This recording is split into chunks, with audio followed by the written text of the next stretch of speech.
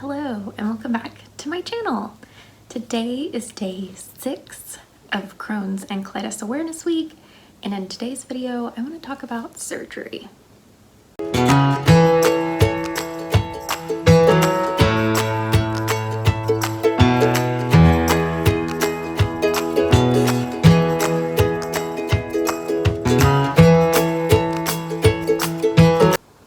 Not everyone who has Crohn's disease or ulcerative colitis will have surgery.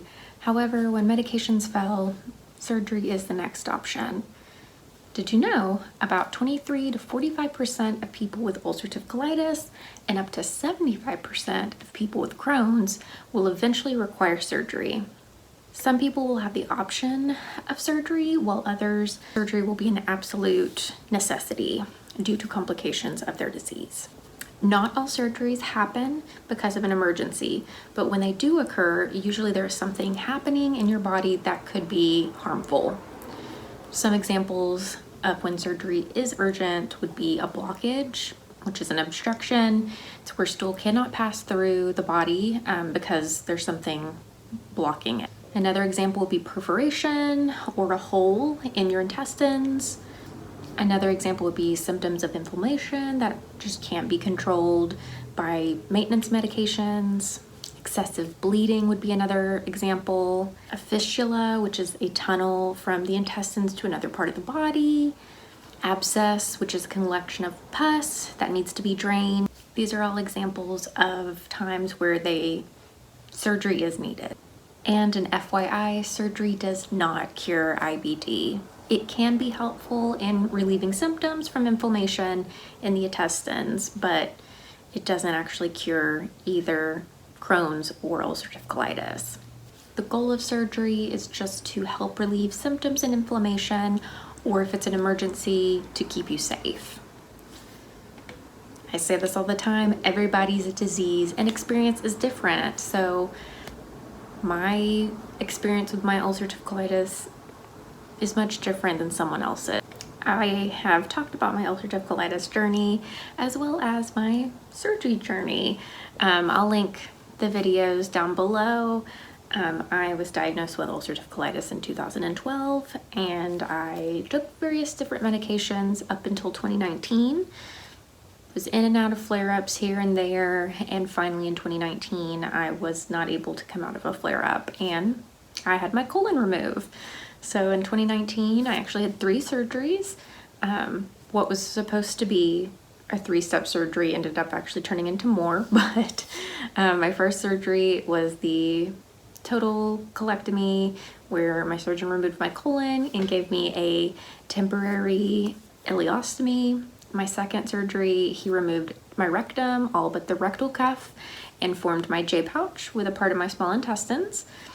And then I still had a temporary ileostomy. It just changed from an end ileostomy to a loop ileostomy. And we were going to plan the last surgery, which would be reversal. However, shortly after my second surgery, I actually ended up with adhesions and I had to have them surgically removed, which is similar to having an obstruction. Your adhesions are just scar tissue that can either kink your intestines or just make it very, it's hard for anything to pass through it.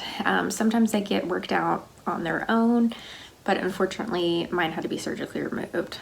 And then in 2020, I had, unfortunately, adhesions again, and I had to have them surgically removed again. So it was a little bit before I had my reversal, and I actually just had it in summer of this year, 2022. I had my reversal and essentially my ileostomy was removed, and now I use my internal J pouch instead of when I had my bag. So my journey with the surgeries is gonna look a lot different than somebody else's. I unfortunately have had adhesions twice. Some people never get them. It's just the luck of the draw.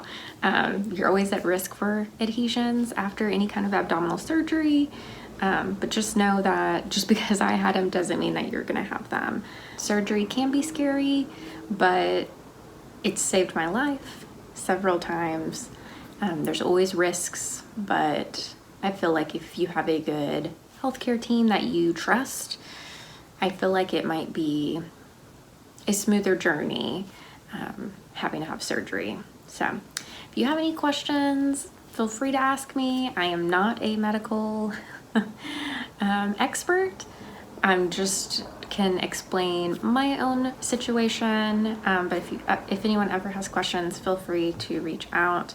I hope you found this video informative, especially if you're, don't have IBD, about types of things that can be needed for surgery.